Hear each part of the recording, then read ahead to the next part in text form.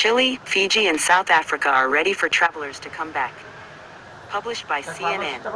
CNN, there have been mixed fortunes for the world's island communities this week, as some have restricted entry due to COVID surges while others are making plans for reopening.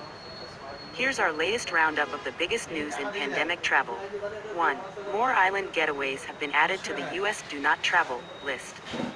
The popular island destinations of Grenada and St. Kitts and Nevis in the Caribbean and Mauritius in the Indian Ocean have been added to the U.S. Centers for Disease Control and Prevention, CDC's, very high COVID-19 travel risk list.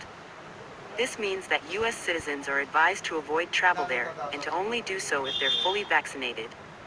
This highest category risk list is now brimming with some of the world's most loved tourist destinations, including France, Spain, Turkey, Thailand and the UK.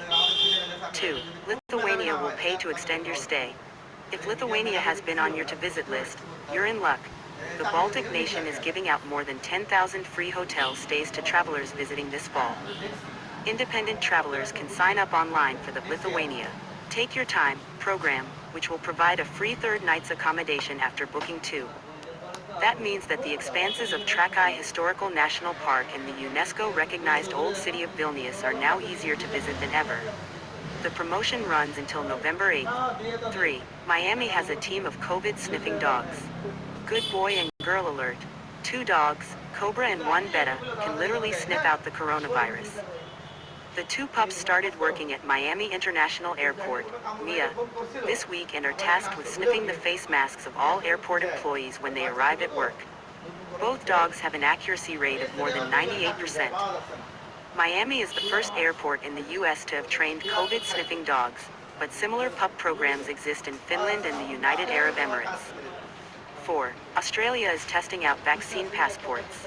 Australian Prime Minister Scott Morrison has announced that travel can restart once the country hits the mark of 80% of the population being fully vaccinated.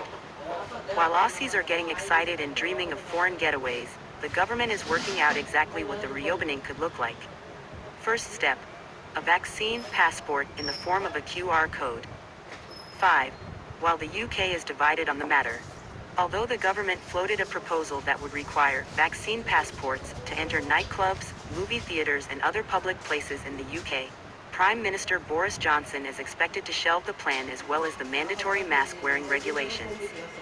Instead, his administration will continue to push vaccinations, with booster shots encouraged for frontline healthcare workers, people over 50 and other at-risk groups. However, there will be one exception to this: Scotland. The Scottish government has voted to enact a measure where people attending large events will have to show proof of vaccination in order to get in. It goes into effect on October 1st.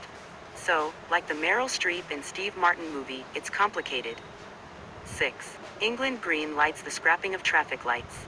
Staying with the UK, where months of head-scratching over complicated traffic light travel restrictions have contributed to the demise of a once world-leading tourism industry, things are about to get a whole lot simpler.